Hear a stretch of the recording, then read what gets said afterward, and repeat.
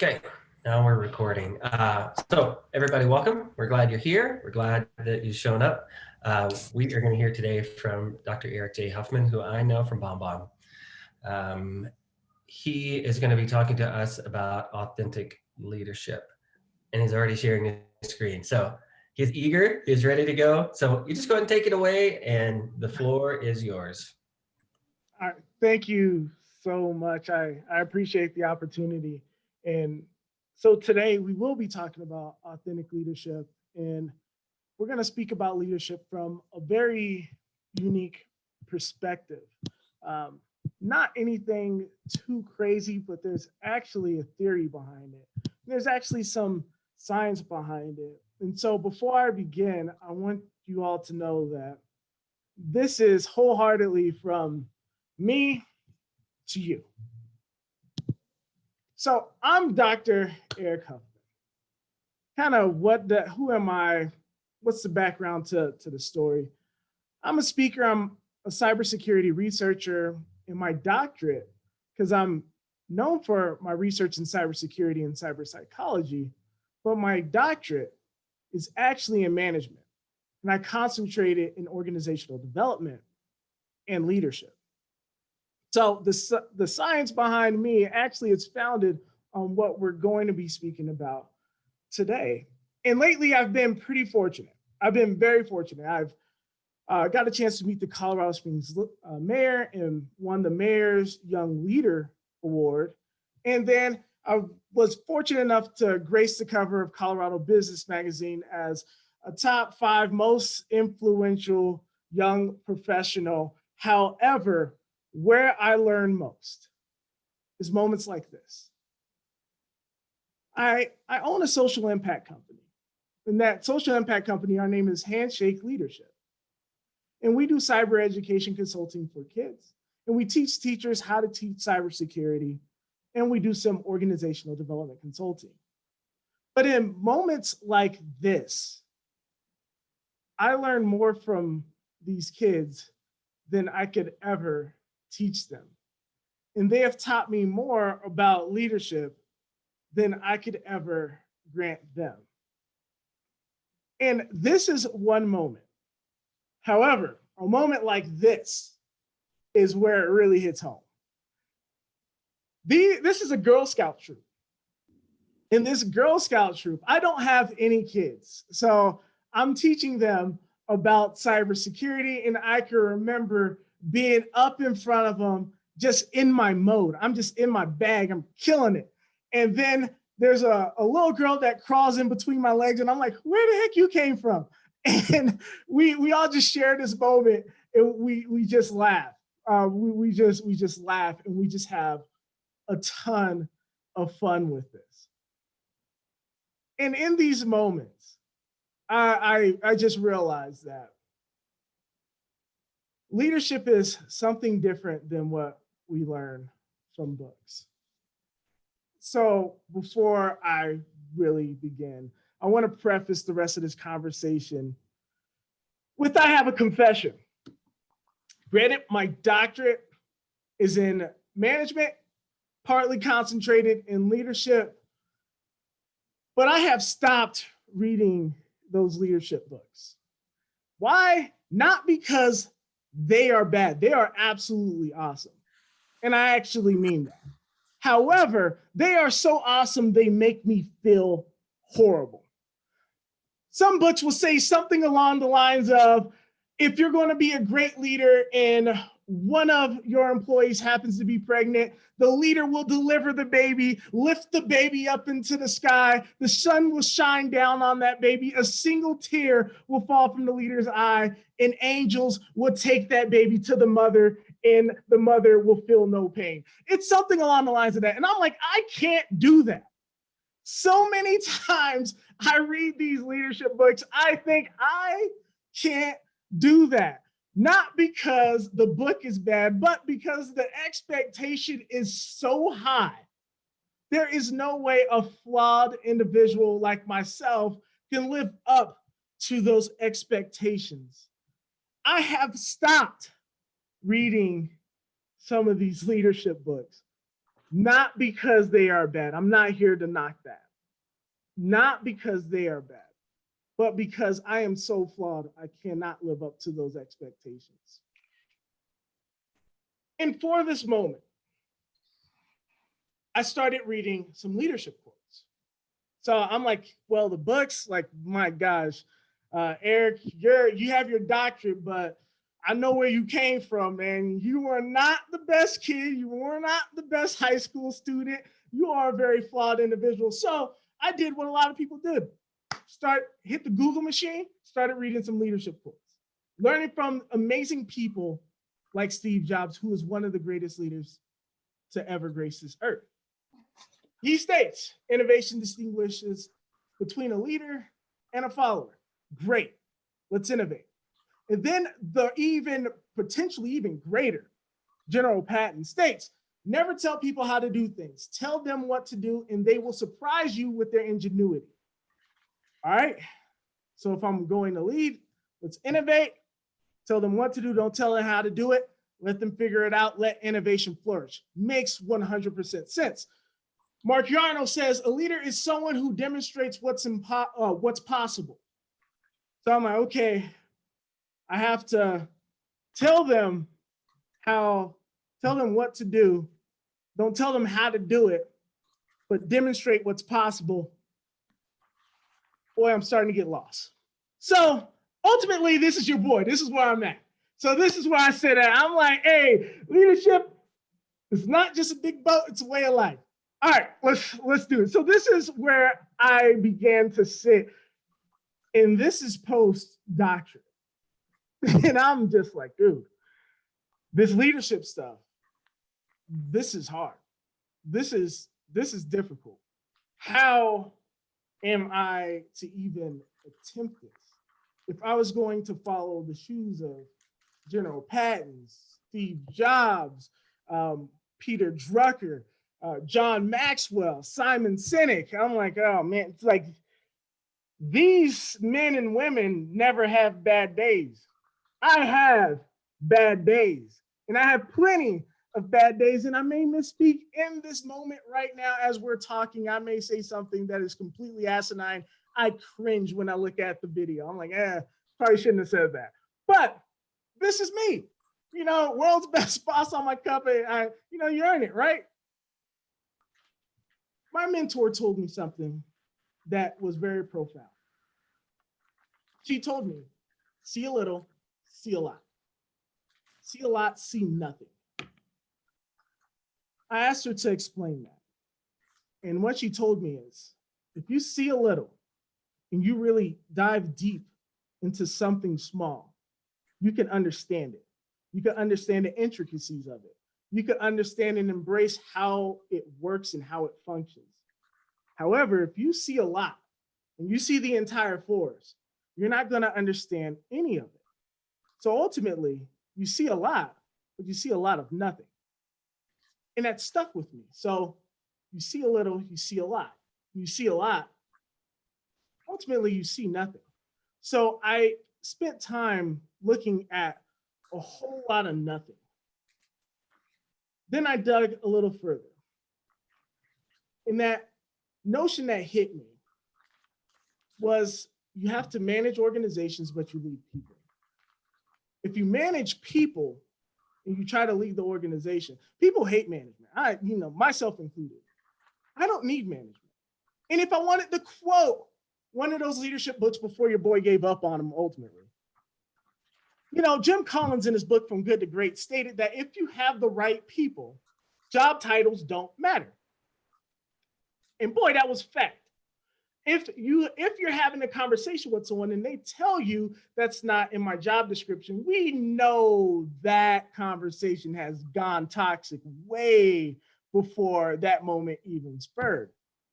And so you lead people and you manage organizations, or some people break it down to manage things, lead people. That's ultimately it. That's how a lot of this functions. So I began to grasp some of this. And then I grasped this. Then I'll tell you how this all began. Position grants authority. Leadership grants heart. Because leadership is a choice by the follower. Leadership is not a position granted by the organization. It doesn't matter if you're CEO, CFO, CIO, CTO, none of that matters. If I don't grant you my heart, if I don't grant you the permission to lead me, you're not my leader. That's not it. You have the permission of authority of me by the organization because of your job title, but your job title does not grant you authority to lead me. So I don't care if your job title is lead whatever. You're not a leader of those people unless they choose to follow you. Some of this started to align and some of this started to make sense for me. Then it boiled down to this, and we're going to stick with this for probably the rest of this talk, is that leaders have license to destroy. One of my best friends, she left an entire industry, an entire career because of poor leadership. Not because she did not follow that person just kind of imposed their will on her. No, she left that because she granted that person the ability to lead her, and that person destroyed it. And it became toxic to the point that it turned toxic to the entire industry. That entire industry, she was just like, I'm over this. I don't like this no more. Leaders have license to destroy. When they're giving the ability, when they're given the permission to lead, they have license to destroy that person's feelings. And we have to take this seriously. We have to take this extremely seriously. So how did this start? This started with a whole lot of imposter syndrome. Still to this day, when people call me Dr. Huffman, I internally cringe. Because it doesn't feel right that I have the title of doctor, truthfully, in my heart of hearts. Because there's so many great people that I know hold that title. I'm like, there's no way I can measure up to that person. There's no way I can measure up to their expectations. Thinking of imposter syndrome, your boy stopped reading leadership books because he couldn't stack up to the book. I deal with a whole lot of imposter syndrome. And this imposter syndrome drove me crazy because I started thinking, how can I stack up? How can I do what I hear? How can I watch? How can I do what Simon Sinek says on his TED Talks? How can I follow Peter Drucker in his books? How can I stack up to those? Because that's what I knew leadership to be. That's what I knew transformational leadership. You hit the Google machine and you look up transformational leaders, and the first person to possibly come up is Dr. Martin Luther King, my idol. And I'm like, I can't do that. I'm like, dude, really? Like, so in order for me to lead, like, dude, I can't do that. Like, man, you can talk to like my 7th grade teacher and it destroys any chance of me being able to do that. But this happened. At the age of 29, I was given my first associate dean position at a small college. And I was willing, my mom and my dad taught me never be afraid of success. So I took it. You know, I was teaching, left cybersecurity to start teaching. So I started teaching, and then I jumped in full time because I loved it. Then I happened to get promoted to associate dean. And I'm like, yo, this is kind of dope. Then I'm like, what the hell do you do? And then imposter syndrome kicks in because this was pre-Dr. Huffman. So I listened to the people around me. Dr. Stevens is one of my mentors. Dr. Stevens is absolutely awesome.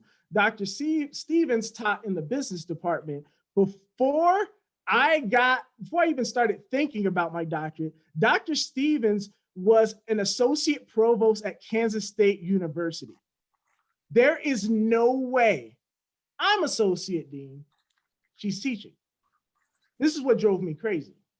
not because she wasn't deserving, it's that I'm not deserving of this title. And then this happened. Like, yo, they gave me computer science as well. Like, they just threw in computer science and graphic arts. So I embraced the vulnerability. I just leaned into it. And when I leaned into it, I leaned all the way into it. I stopped looking at the books. I started asking for help. I held a town hall meeting with the entire student body. And I said, you know, I don't know exactly what I'm doing. However, I want every single one of you to get a certification. At that point in time, there was never a student in the history of the school to receive a single certification. And I just asked, what do you guys need? Like, what do you guys need? What study materials you need? Boom, and let's start making this work. Then this happened. Then this happened. Then this happened. Then 75% of the student body received a certification. Had no clue what I was doing. Had absolutely no clue, but I leaned into it and I just asked. Then I understood what I did. I showed authenticity. I went from Dean Huffman to Erik Huffman in front of everybody, saying, no clue what I'm doing. I just know where we need to go. You need to get a certification so you can leave. You can get an amazing job. And when you get an amazing job, you're going to do amazing things. I leaned into it, went from Dean Huffman to Erik Huffman. And the word authenticity is rooted in Greek, which means to thine own self be true. To yourself be true. So what you want to do, you want to exude authenticity. Not just be authentic, you want to exude authenticity. If you look up authentic leadership, you hit the Google machine, authentic leadership. This is what it's going to tell you. Authentic leadership is an approach to leadership that emphasizes building the leader's legitimacy through honest relationships with followers, which value their input and are built on an ethical foundation. True. This is more of what I like. Authentic leadership is a style of leadership that emphasizes a leader's transparency through genuineness and honesty within the workplace. With these behaviors, authentic leaders can build strong and honest relationships in which the team members trust and follow the leader. This is what I showed for one moment, was being able to say, I don't know. Being able to say, you know, let's do this together. Being able to say, I can't do this without you. That moment of authenticity, of me knowing that I could not stack up to the book and revealing that I could not stack up to the book and saying I'm not going to stack up to the book allowed people to see who I was, to be true to thine own self and exude that to them. In which they said, you know what? We can give this a shot. Then I'm like, you know what? I believe you can do it. We just got to put you in position to do it. Then they did it. That started this journey on authentic leadership. Who are these people? Who does this? Authentic leaders have sense of purpose. I'm not going to drill you with the why, because at times you don't know the why. At times I don't know the why. With my company, Handshake Leadership, we're a social impact company. Our motto is purpose over profit. Why we do what we do doesn't matter, matters more than the money that we make. There is not a single set price for anything that we offer. We will never turn down a Girl Scout troop. We will never turn down a school district. We will never turn down a teacher. We will never turn down anyone for inability to pay. Never. Absolutely never. Why? Because if we turn down a Girl Scout troop, I'm gonna hate myself. If we turn down a teacher, I'm gonna hate myself. So does it really matter anyway? Like, hey, dude, no, it doesn't matter. If I turn down a Girl Scout troop because they couldn't pay me, dude, I don't give a damn. That is absolutely horrific. The first Girl Scout troop, the picture that I showed you, paid us nothing. They gave us Girl Scout cookies, which is probably more than anything I could ever ask for. That sense of purpose drives the entire organization. Authentic leaders have values, and you do not compromise on your values. This is not me saying you need to convert into something that is more than yourself. No, yourself is enough. That values that you hold, you do not compromise from those, you do not move from those. Thirdly, authentic leaders build relationship with others, and they are connected with their followers. This is a hard part for corporate America, where man or woman in suit does not really engage in heartfelt conversations with others, because there's this balance between I'm at work and this is work me and there's home me. If there's work you and there's home you, that would make sense if that's true to you. But if you are fronting at work, no. Anyone at Bomb can tell you right now that if I greet Bomb, most likely it's, what's up, Bomb? How's it going? Yo, what it do? Something along the lines of that. If you expect Dr. Huffman to come in wearing the jacket with the elbow pads, you got your boy confused. That's not what's going to happen. That is not true to me. And if I expect you to give me you, I need to give you me. That connectedness with your followers is 100% key. Going back to the moment when I stood in front of the student body and said, you know what, I don't know, but I know you guys need these certifications because I have plenty of them. I can get a job. You're struggling to get a job. I want you to get this job, and I don't know how to help you. I don't know what you need to get there, but I need your help for us to succeed together.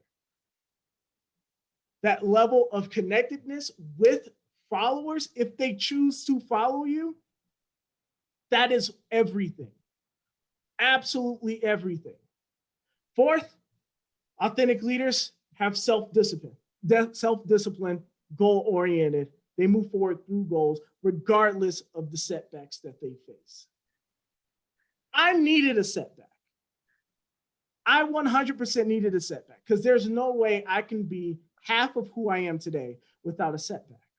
That setback was my grandmother passing away. My mom's mom, Big Mama, my mom's mom passed away. Absolutely destroyed me. I was year 2 into my first attempt at my doctorate. And it was going easy. And it was going too easy. Meaning I was crushing classes. Meaning that Erik Huffman was a little too arrogant.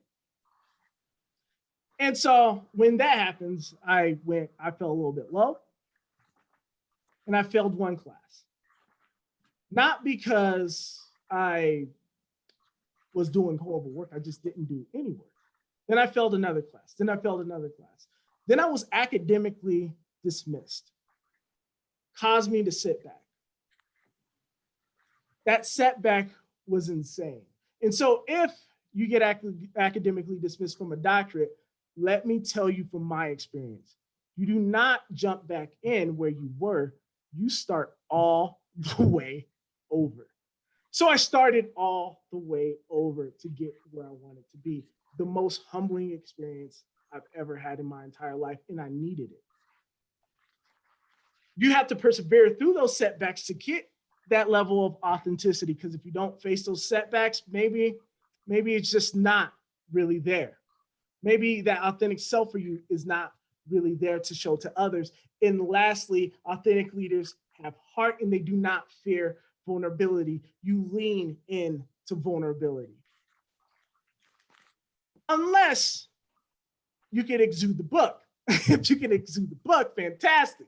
You cannot exude the book, lean in to vulnerability.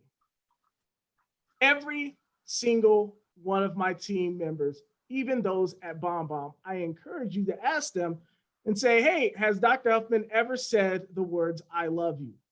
They will all say yes.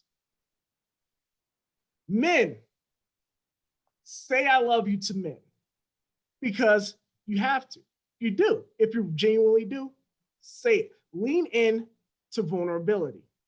That level of vulnerability creates a level of connectedness. That level of connectedness builds that relationships and strengthens that relationship. If you say I love you to someone and they say I love you back, that moment sticks.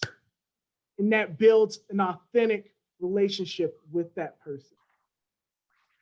If you desire to be an authentic leader, moments like that have to happen. And moments like that increase your level of vulnerability because you remember leaders have the license to destroy. Authentic leaders, the followers have license to kill. You are vulnerable to those. You expose yourself to those. Because I just struggle at times. There's days where I'm not at my best. Anyone that works with me knows it, and anyone that knows me personally knows it. There are days where I'm not at my best, and I need to be allowed those days. There are days where I cannot cast down inspirational talks like Dr. King and cause everyone to rise up, and we're gonna get a million things done today. I've tried that.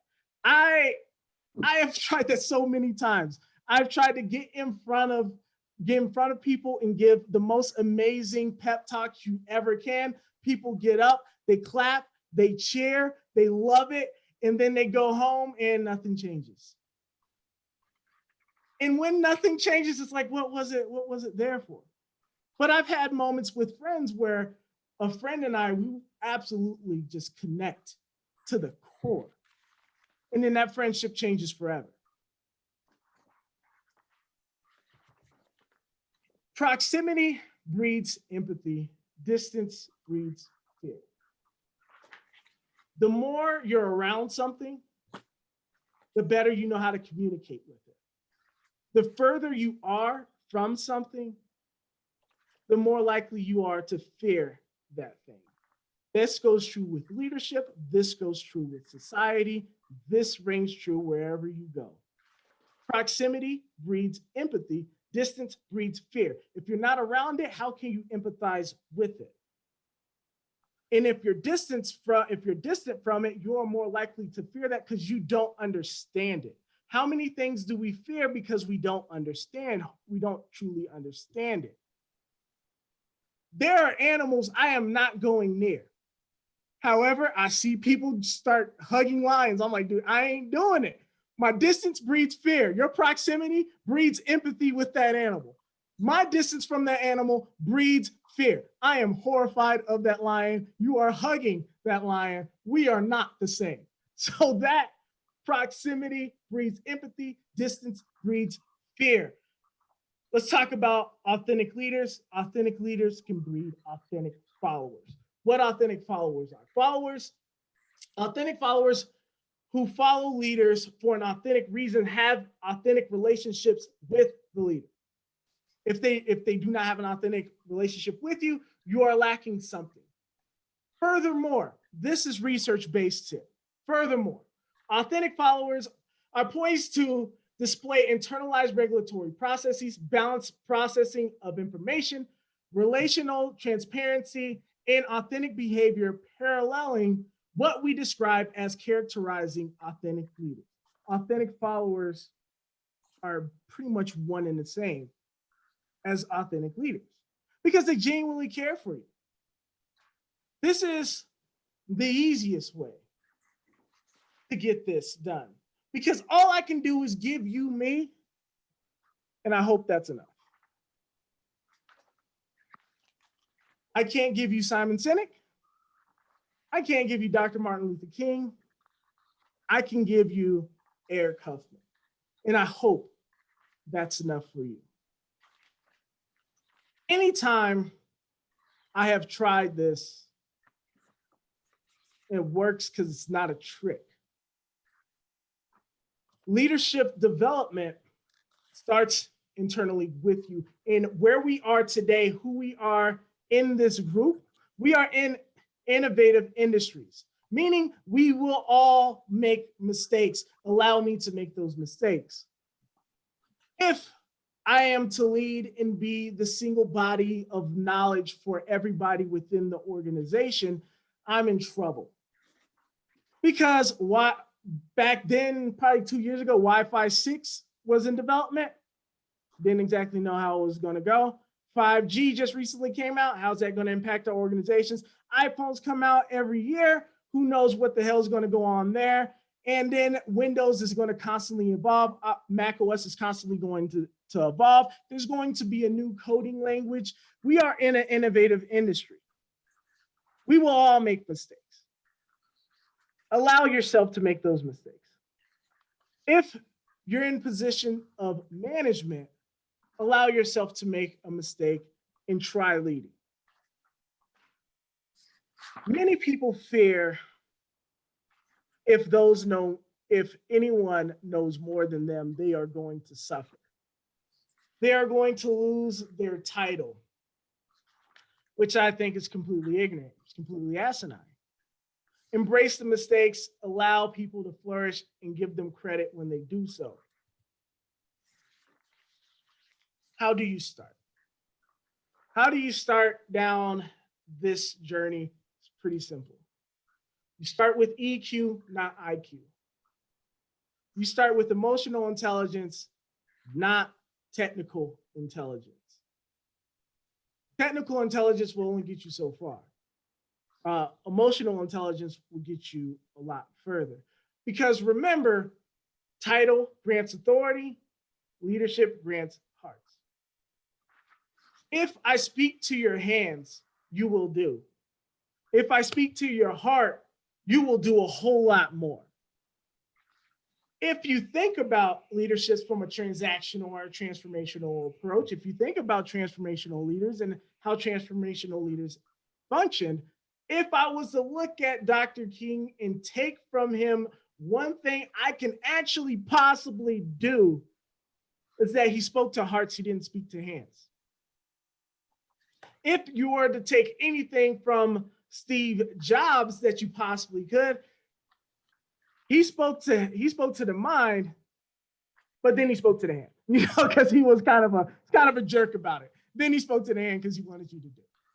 But he spoke to your mind. He captured more than what your hands could possibly hold. Start with EQ, not IQ.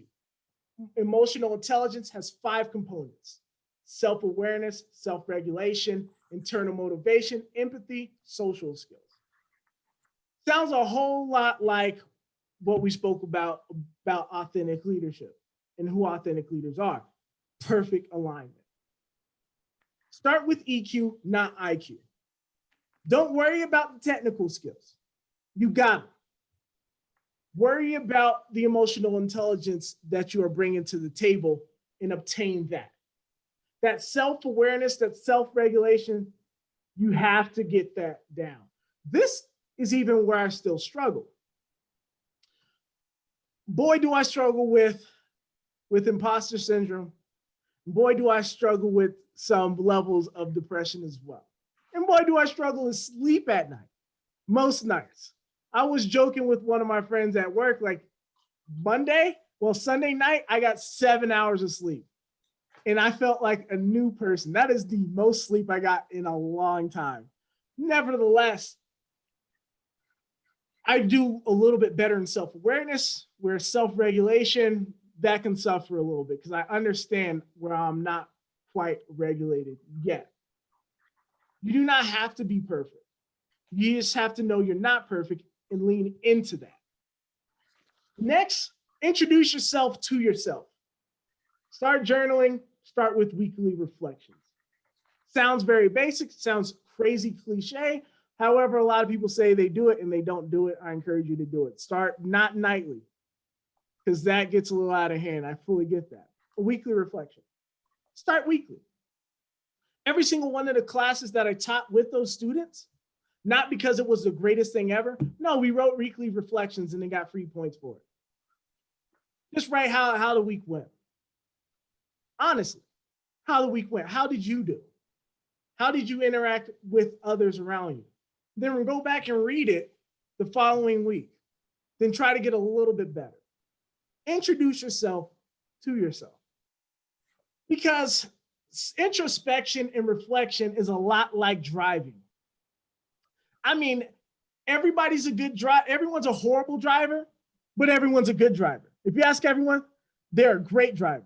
If you ask everyone about everyone else, they're horrible drivers. That reflection is the same way. You don't know yourself until you look at yourself objectively. Journal, weekly reflections. Give it a shot. Practice introspection daily. That introspection is looking within. Looking within, try a little bit daily. And understand how you're operating within the organization in which you're in. I encourage everyone to do this, whether it's leadership, whether it's not, whether you're trying to go with this or whether you're not. And ultimately, when it boils down, understand all you can do is give yourself to them. And you are enough for that. So I want to go back and I want to talk to you a little bit about my organization. While we're thinking you are enough. Handshake leadership started as an idea during my doctorate because every single person I met was a consultant. And I aspired to be like every single one of them. Whether it was Dr. T, whether it was Dr. Hansel, whether it was Dr. Smith, whether it was Dr. Rahim, they were all consultants. And so I'm like, geez, I want to be Dr. Huffman. Looks like your boy's going to have to consult. So started an organization, and then we started doing some consulting. Nothing happened. I will tell you, nothing happened. Like the first 3 years was absolutely horrific. Absolutely horrific. Because I was not sure in what I was following. I was not sure in what exactly I was even doing. So the organization faltered. The second we knew what we were doing, and we threw money out of it, and we threw everything out of it, things started to change. We started to speak about things that mattered, and we stopped talking about things that didn't matter. We made every single meeting voluntary, optional. Then more people started coming because we were talking about things that mattered. Think about how many meetings you sit in that could be emails. And if you're at Bomb, don't say no. Think about how many meetings you're sitting in that could be emails. And understand, what if you're talking about purpose? I understand the meetings that you have with managers, with people that you deem to be leaders. And imagine if we were talking about purpose. Imagine if the person you looked up to allowed you to connect to them. How are you in the kitchen? In the kitchen. In the kitchen. Imagine if that happened in the kitchen. That would be cool. You know, it'd be awesome. Understand the same things you think about others is the same thing people are probably thinking about you. And they would think, what if Jason allowed me to connect to him? What if Jason was just like, hey, let me talk to you about me and let me lean into vulnerability. Let me be true to myself and exude that to you. That level of leadership, that's something I can do. When I started looking at leadership, started just like everybody else. Am I the greatest leader ever? No, not even damn close. Not even near close. But when I started looking at leadership, I felt like many others felt, and I want you to know you are okay. Doesn't matter what book you're reading. If you read that and you're like, dude, I feel crazy motivated. then you start thinking like, man, I can't do that. If you watch a few videos and you start thinking, I can't do that, that's okay. That's 100% okay. I'm doing okay. Am I doing the absolute best I possibly can? No. Am I doing a whole lot better than what I was? Yes.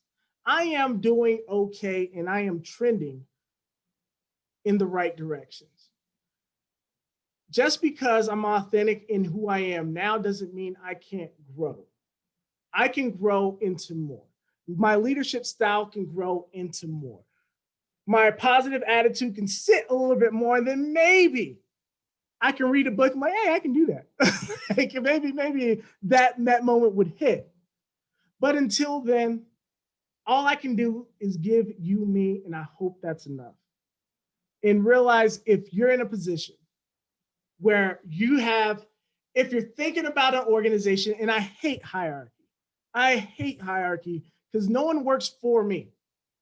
I'll even speak bomb. No one works for me at all. Like, dude, that's absolutely asinine. We're in it together. I have a role just like everybody else has a role. We're equally as important. I'm probably less important than everybody else in the organization within I'm in. However, if you're in a position where you have people reporting to you, cut the games if you're not. Give them you, because that's all you have to offer, and realize that's enough. And if you want to lead, people have to be willing to follow. What is a leader without a follower? What is a general without an army? What is a cook without food? You know, if we're talking about the kitchen, like what if a cook without food? All you can do is give yourself them. And that's all I have for you tonight. Thank you so much.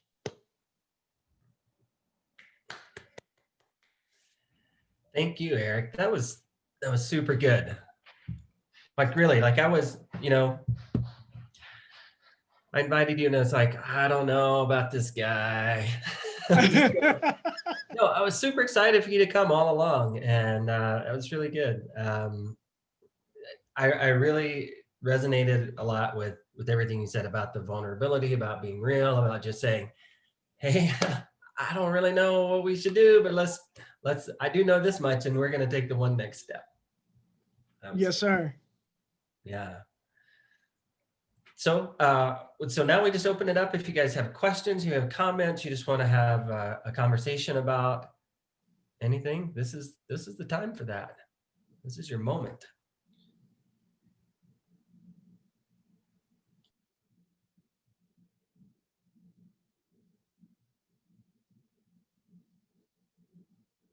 Tweet, it was either awesome and you're speechless, or it was awful and you're speechless. All right, so I'll throw one out there. You hit on something that's a big topic for me, and that is the importance of purpose in what you do. And in a lot of ways, business doesn't line up with your own personal purpose, right? Is there anything that you would kind of lead into, like imagine either you yourself are struggling to find that purpose inside of a role where you're like, I'm good at this, but I mean, it's a paycheck. Or maybe you got someone on your team that's feeling about that way. What would you say into somebody who doesn't quite have that? Where would you start looking?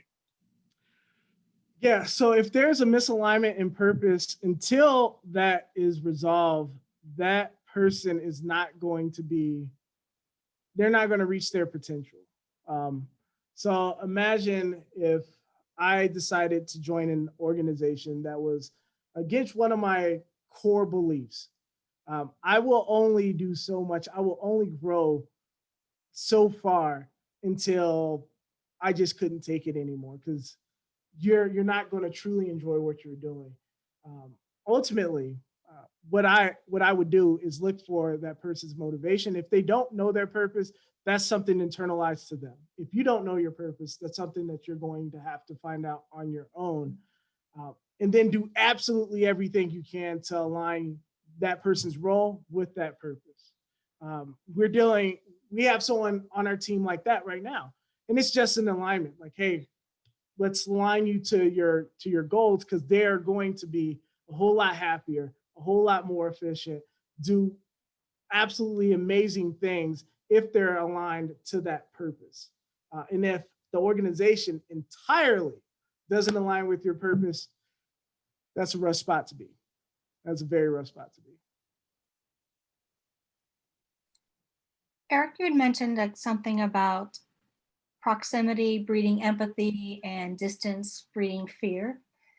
As we're in the remote and virtual, we are distant from our coworkers. So how do you keep that, fear at bay of, are they doing their work, or are they trusting me? Are we on the same team?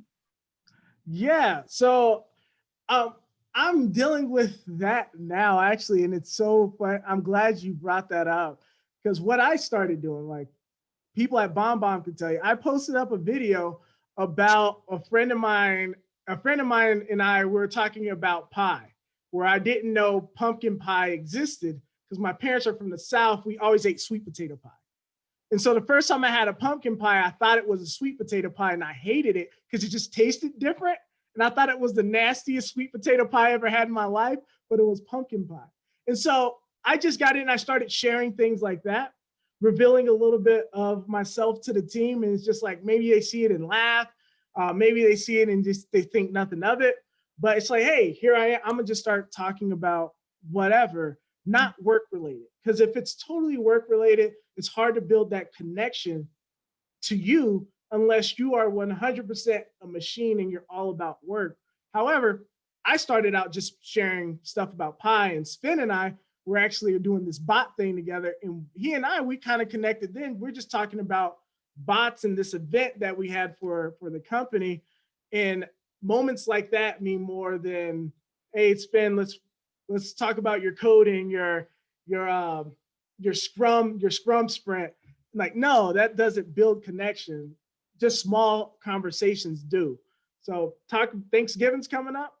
If you want to build proximity, allow people to come in emotionally since they can't come in physically. Mm-hmm. Thanks. No problem. Do you like pumpkin pie now? I do. I prefer sweet potato pie, but I do like pumpkin pie. And I don't know, because there's a bunch of cultural differences, so it doesn't offend me at all. If someone hasn't ever had a sweet potato pie, at least look it up. You'll see they look very similar.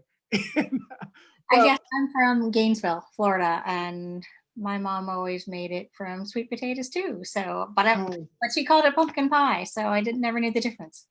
Really? So you had sweet potato pie and they called it pumpkin pie? My mom always called it pumpkin pie, but she made it with sweet potatoes. That is awesome. The blasphemy, but I like it. I like it. Awesome. That had to be a shock when you learned that there was a difference. That's hilarious. My offer still stands. I will give 2 pumpkin pies for 1 good sweet potato pie. Hey, if I can make it to Mama's house, I will give you a sweet potato pie, because you would want her sweet potato pie. Mine is all right, but it ain't quite there. I haven't reached the level of Mom's sweet potato pie. I think you have to have kids and then you become a better cook. So I can't. I'll have to get Mom's sweet potato pie for you, Steve. I'll make that happen. My pumpkin pies come from the store. That's one thing. I've never seen anything else. I've only seen pumpkin pies in the store here. Yeah, it's different. Just different cultures, different. The United States is so amazing. You go down south, I didn't even know a pumpkin pie existed. Talking about cultural differences, my best friend, his family's from his family's from Germany, and so it's just pumpkin pie. And his family's like my family, and our families got together, and so they had this pie, and I'm like, yo, let me get the sweet potato pie. And then I couldn't say anything then because I'm like, who the hell made this pie? And so I just let it sit, and I'm like, hey, Yo, Ernie, that's his dad. Like, yo, Ernie, this sweet potato pie is kind of awful, dude. And then I learned, hey, it's pumpkin pie. I learned something. I make several sweet potato pies every Thanksgiving. So if anybody wants one, hit me up because I do a phenomenal job. There you go, Rudy. There you go, Rudy. I'm gonna have to put a couple of orders in. We're gonna have to put that to the test. That we can make it happen. That's not a problem.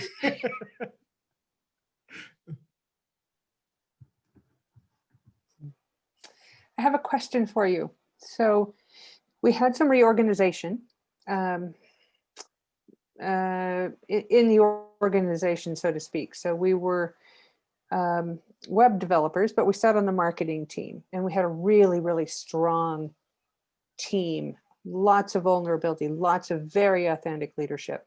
It's where I really got interested in learning more about Scrum, right? Mhm. Then they moved the developers to the IT team. And of all things, come to find out, the IT team is very waterfall, very business oriented, very formal, very uptight. There's no vulnerability.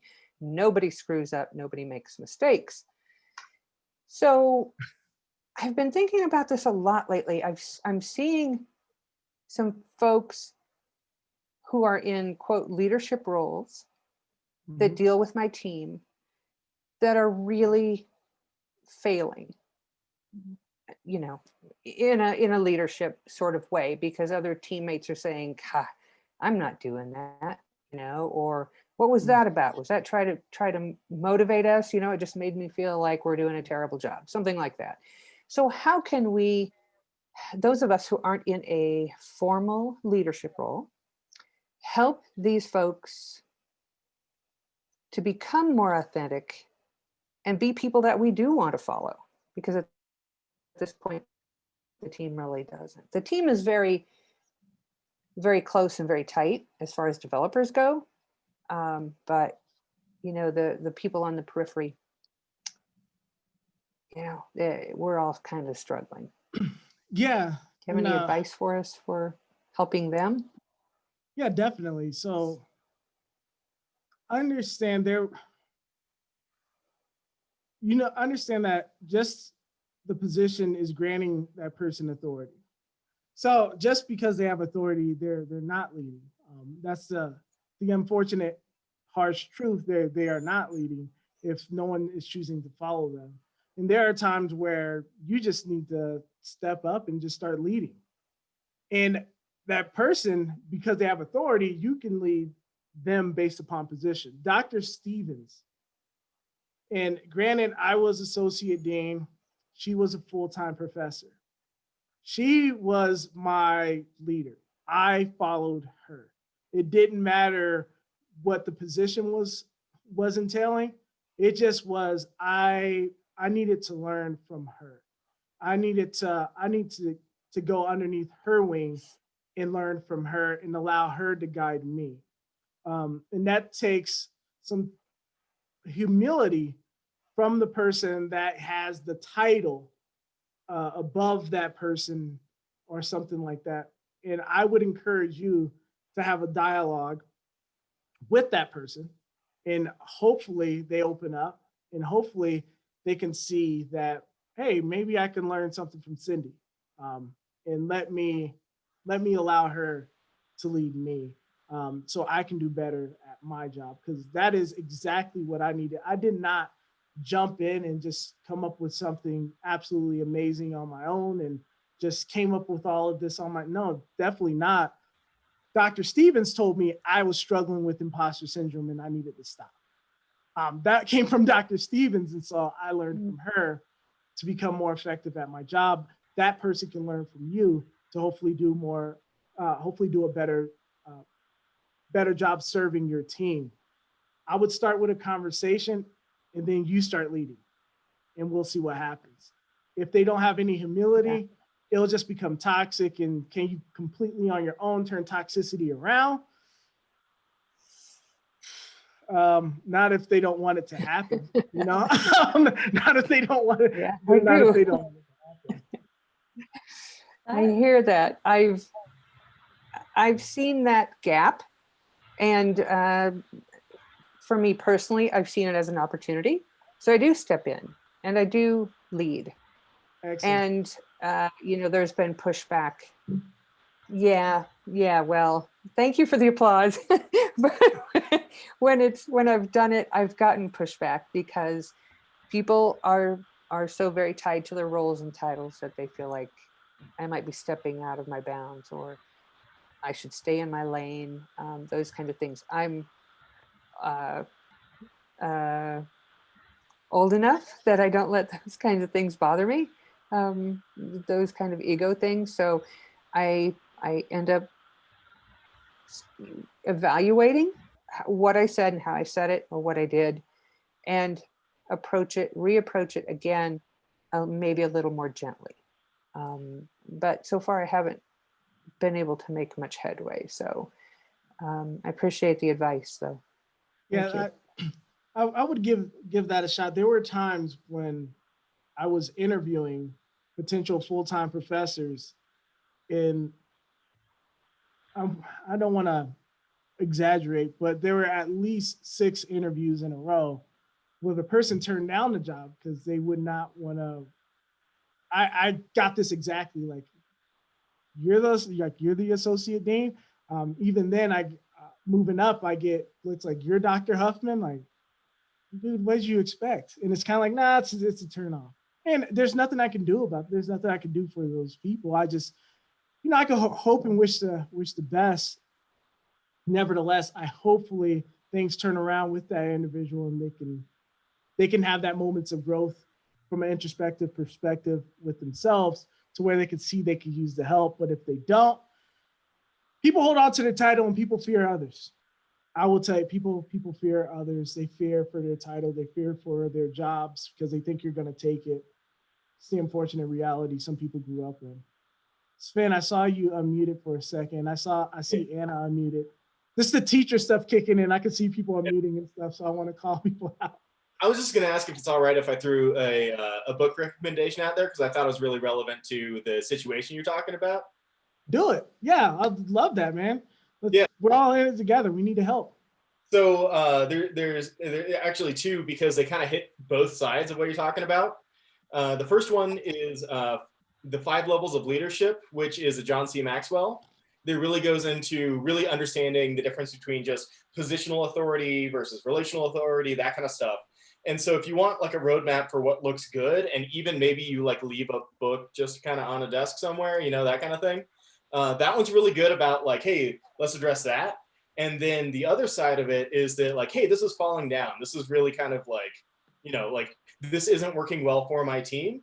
The 5 Dysfunctions of a Team is another book. I forget the author, but that one really goes into the exact kind of thing you're describing there. And the thing that really kind of jumped out at me was just trust. Like you really have like this trust failure with your with the person that you're talking about. So I know that speaks to that as well.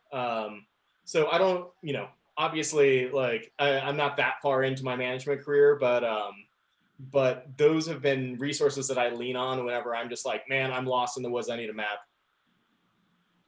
Fantastic, man. What's up, Anna? Thank you. Yeah, and thanks for asking that question, Cindy. And I'll have to look up those books. I got them in my tabs.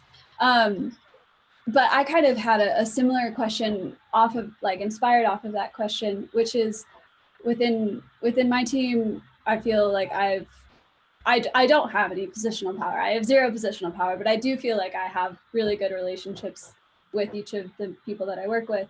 And we also recently have had a reorg, and I kind of feel like my new management is trying to use that authentic relationship that I've built with my team to sort of impose that, like, they'll listen to us if you say that you agree with what we're doing, even if like I've told them I don't agree with kind of what's happening.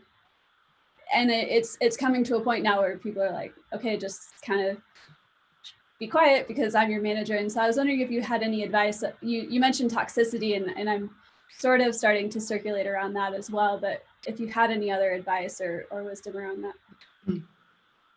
Yeah, who, without fully understanding the situation. If Yeah. they're trying to use your authenticity, your how you're in with the group, that may not be a horrible thing. Okay. It may just be like a cry for help, because I've done exactly that with the current role that I'm in at BombBomb. Okay. So when I joined in BombBomb, I knew I was coming into a position where someone had previously sat. And so I know I am nothing without my team. 100%. I am absolutely nothing without my team. And so you get a read of the room and you try to develop relationships with those who have the strongest relationships within the core group. If that's what they're doing, that is absolutely the right thing to do, because they know if they come in and they shake everything up, if I came into BombBomb and I'm saying, yo, screw what you're doing, this is what we're doing now, I would have lost the entire team. And I am nothing without my team. So it's about easing your way in, developing close, authentic relationship, telling people you care about them and meaning it, not just saying it, and meaning it, and demonstrating that to develop that level of trust. That would be the ideal thing I would tell anyone walking into a new situation to do. If you walk in and I'm like, yo, I'm Dr. Huffman, this is what we're gonna do. I'm gonna lay down some knowledge, screw that, we're doing this. I would have lost everybody. And then I would have failed. Then I would have failed. If that's what they're doing, that's good. If that's not what they're doing, if they're just leveraging you to get things done, that's not leadership, that's manipulation. Okay, that's kind of what it's feeling more like. So, and if that's manipulation, that's up to you to manage the situation the best you possibly can. Maybe by, oh man, to me it's, you would want to ask intentions. If it's manipulation, then that's just disgusting. Okay. I would hope it's not manipulation. I hope Yeah. that it's like, yo, we're just trying to ease our way in. Because I did the same thing, not to manipulate, but I did the same thing to show like, yo, I care about you guys. I trust you guys. You can trust me. Okay. Kind of thing. Yeah, it's good to see the other side to look for cues. I hope if you're being manipulated, that's bad. Unfortunately, there's a lot of bad management out there. Bad leadership exists in theory, to say like you're leading someone and they're following you, and bad leadership is just manipulation. Because if you're leading someone truly and they're following you truly with their heart, then it's hard to do that poorly, rather than just manipulating someone. Then that's just manipulation. Then that's something that you have to deal with within yourself. Thank you. No problem. I appreciate it.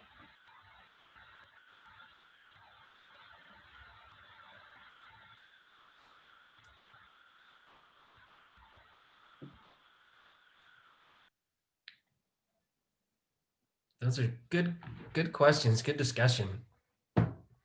Eric, thank you again for being with us. We appreciate your time. We know there are other things you could be doing, practicing your pie making. You could do. We're glad that you spent an hour with us. I know that I've benefited from it, and it seems like a lot of people did. There's a lot of good comments here, a lot of good questions, good discussion. So I appreciate you, and everybody else. Thanks for being here. We'll do this again in about a month. So it's the third. Well, I assume we are. Yeah, we are. You know what? Who's going to be here? Amanda Obringer, who's from BombBomb. She's going to be here next time. So about 4 weeks from now, you'll get to hear from her. So have a good night, everybody, and we'll see you all next time. Great. See you. Thank you again.